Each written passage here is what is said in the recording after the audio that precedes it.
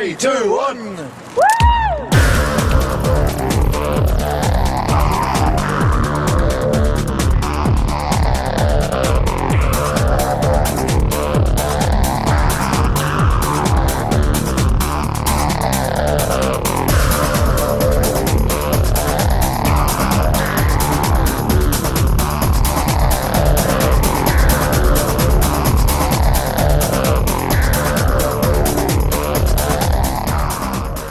Of course, the All Blacks will have the traditional haka weapon, and it will be led by Piri Weepu again this weekend.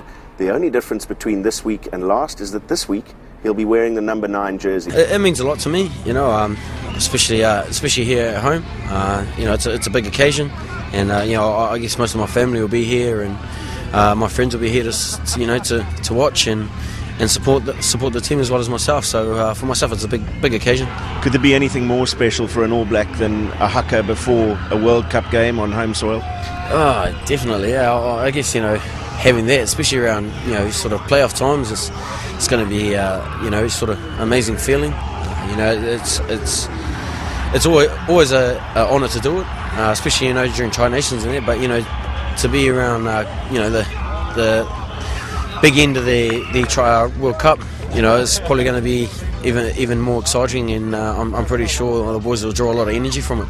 Just finally, what are the origins of it? Where does it come from? It's sort of back in ancient days of, you know, of our ancestors, Māori ancestors, is you know, when a tribe comes into your tribal area, you know, they always try and challenge you, and you know, they used to do hakas and a wero to you know, sort of put the challenge out there to, you know, this is our ground, and, you know, if you want to try and come in here and take over, you know, it's sort of another thing coming. So it's sort of trying to put the challenge out there to the opposition. You know, we're just trying to encourage the boys to look a bit more scarier, pull a few more scary faces, but I guess that'll come in time, and, you know, when they're a lot more comfortable. So. Well, not only are New Zealand trying to win friends and influence people on the tourism front, the All Blacks are seriously on the charm offensive. They've been criticised in the past for being a little bit distant from the New Zealand public. Nothing could have been further from the truth this week in Wellington.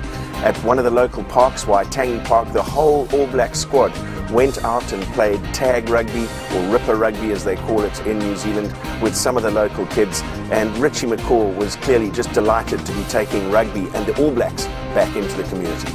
Yeah, that's right, and it's probably most rewarding, you know, to have a whole lot of kids who obviously love their rugby, to come down and, you know, spend a couple of hours just chucking the ball around. You know, I think back to when I was that age, it would have been a pretty big, you know, the times that it did happen, it was a big buzz, so it's the least we can do, and, you know, it's important to have as much support behind the team as we can, you know, going forward to the World Cup, because there's going to be a lot of supporters from other teams arrive here, so we need to hear them. Can you feel amongst the people of New Zealand the pressure building for next year? I don't know about pressure. I think it's probably more excitement at the moment.